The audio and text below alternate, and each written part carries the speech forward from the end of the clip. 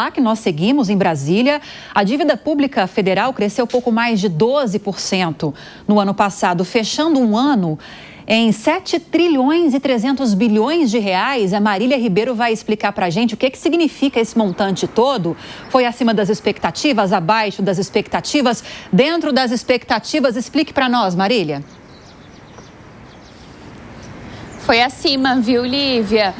Vale a gente trazer aqui, né, que esses dados foram divulgados pelo Tesouro Nacional nesta terça-feira. E dizer também, né, o que é essa dívida pública? Quer dizer que o governo, ele gastou mais do que arrecadou, e foi o que aconteceu em 2024, que nós tivemos aí a dívida pública, que ela teve um crescimento de 12,2% e atingiu 7,3 trilhões de reais. Os dados do Tesouro Nacional, Lívia, eles também trazem aí um comparativo de novembro de 2024 e dezembro do mesmo ano. Em dezembro, essa dívida ela aumentou em 1,55% comparado a novembro do mesmo ano. E esse aumento, ele se deve à questão da emissão de novos títulos e também à apropriação de juros.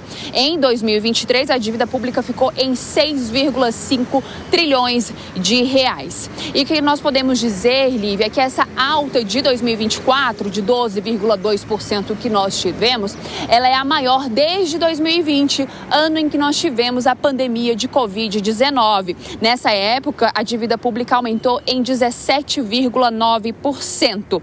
É importante também dizer que quase metade dessa dívida pública ela está atrelada à base básica de juros, a taxa básica de juros. E nós estamos falando de quê? Da Selic, que é definida pelo Banco Central. Com a Selic em alta, a dívida pública, ela tende também a aumentar, Lívia. Muito obrigada pelas informações, Marília Ribeiro, direto de Brasília. Vamos às análises com Deise Ciocari. Eu até questionei a Marília, Deise, sobre o montante, porque para a gente é um valor tão fora da realidade falar em mais de 7 trilhões de reais. O que isso significa, né, em termos de dívida pública? Pelo menos veio dentro da meta, dentro do que esperava o governo federal, a equipe econômica. Se esperava até 7,4 trilhões de dívida pública para esse ano. Para o ano que vem se espera uma dívida acima de 8 trilhões de reais. E quando a gente fala em dívida pública, muitos economistas dizem que não é um problema o volume de dívida quando o país mostra a capacidade de arcar com esses empréstimos, com esses recursos, com essa dívida. E há um problema aqui no Brasil, que é a preocupação com o ajuste fiscal.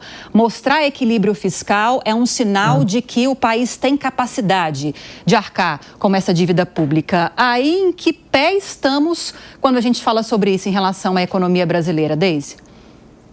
A gente está num momento muito delicado, Lívia, porque some-se a tudo isso que você falou, a gente ainda tem a desconfiança dos investidores em relação a essa política fiscal do governo, que, como você falou, o governo não consegue prever a médio e longo prazo uma política fiscal sustentável. Isso tem contribuído também para a desvalorização do real, que perdeu quase 20% do seu valor frente ao dólar só em 2024.